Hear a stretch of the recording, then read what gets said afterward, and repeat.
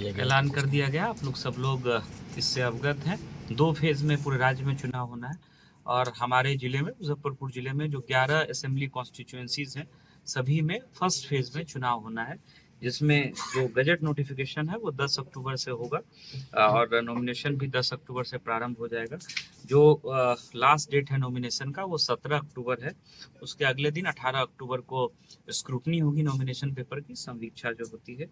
Withdrawal की तिथि 20 अक्टूबर है, सोमवार के दिन, और 6 नवंबर को चुनाव होगा। 14 नवंबर को जो है वो काउंटिंग होगी।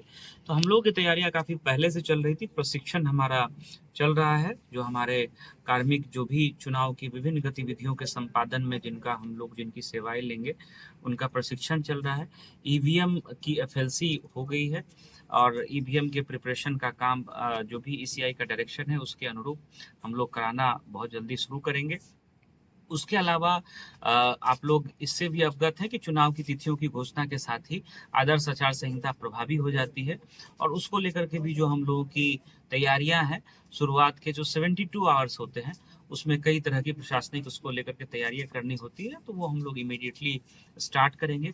किसी भी तरह का जुलूस, किसी भी तरह की सभा ये बिना परमिशन के नहीं होगी। इसको उचित फोरम से, अप्रोप्रिएट जो अथॉरिटी है वहाँ से परमिशन लेना होगा, चाहे वो पॉलिटिकल पार्टी के रिप्रेजेंटेटिव हो या राजनीतिक दल का कार्यक्रम हो या कोई भी इंडिविजुअल हो। तो राजनीतिक किसी भी तरह के कार्यक्रम के लिए परमिशन की आवश्यकता होगी। ये एक महत्वपूर्ण जो है एमसीसी के इन्फोर्स होने के बाद से एक महत्वपूर्ण बदलाव शुरू हो जाता है। इसके अतिरिक्त जो हम लोग सभाएं या जुलूस के लिए जो हम लोग परमिशन देते हैं, तो सिंगल विंडो सिस्टम हमारा इमीडिएटली फंक्शनल हो जाएगा।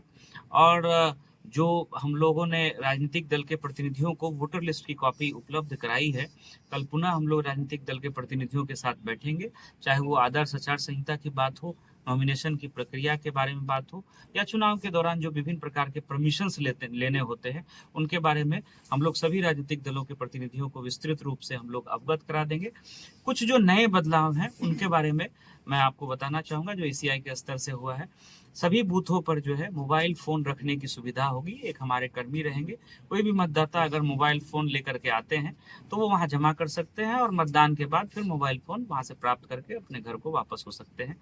इसके अतिरिक्त पहले 200 मीटर की परिधि के बाहर ही राजनीतिक दल के प्रतिनिधियों या कैंडिडेट्स को, पॉलिटिकल पार्टीज को बूथ लगाने की व्यवस्था होती थी, जहां वो मतदाताओं को आवश्यक सहायता उपलब्ध कराते थे। अब उस दूरी को घटा करके 100 मीटर कर दिया गया है।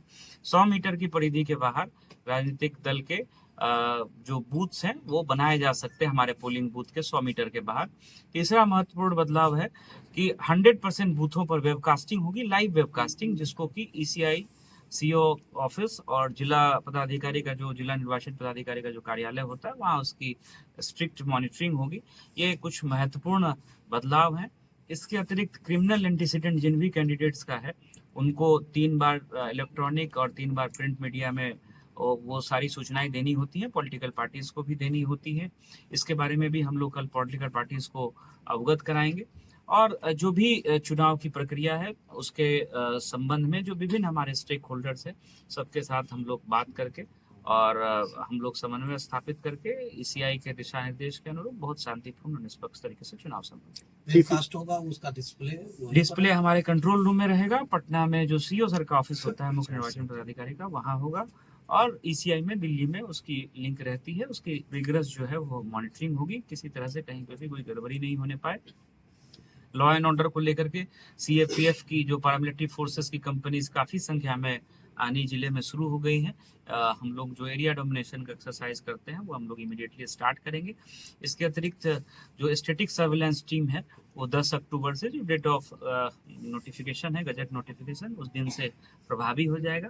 फ्लाइंग स्क्वाड की टीम हमारी वो घोषणा के साथ ही प्रभावी हो जाती है। कहीं पर कोई शिकायत आती है तो फ्लाइंग स्क्वाड को पहुंच करके उसकी जांच करनी होती है। सी विजिल ऐप वगैरह है जहां 100 मिनट के अंदर जो भी उस पर शिकायत आती है उसका निराकरण करना होता है। तो सारी प्रक्रिया जो है चुनाव की ईसीआई के डायरेक्शन के अनुरूप हम लोग ससमय संपन्न। वोटरों का जो कुल मतदाता है उसकी लिस्ट कब तक जारी कर दी है? वो तो दे दिया गया, फाइनल पब्लिकेशन हो गया था। सोशल मीडिया पे सोशल मीडिया पर हम लोगों की नजर रहेगी और इसमें किसी भी तरह के इंफॉर्मेशन को गलत तरीके से प्रेजेंट करना, या बहुत ऐसे टूल्स आ गए हैं डीप फेक और कई ऐसी चीज़ें आ गई हैं जिसमें जो सही पक्ष नहीं है उसको तोड़ मरोड़ करके या दूसरे तरीके से चीज़ों को प्रेजेंट करना, या किसी के इमेज को मलाइन करना, या जो इस तरह की कुछ गतिविधियां होती हैं उस पे भी हम लोगों की एक टीम है, वो एसएसपी साहब के ऑफिस में भी और हम लोगों के स्तर पर भी इस पे हम लोगों की नज़र रहेगी। और जो भी इसमें दोषी पाए जाएंगे उनको हम लोग जो भी प्रावधान है बीएनएसएस के और जो election conduct of election rules और जो आरपी एक्ट है उसके तहत भी हम लोग उचित कार्रवाई करेंगे। क्रिमिनल एक्ट की कितनी कार्रवाई हुई सर अभी तक?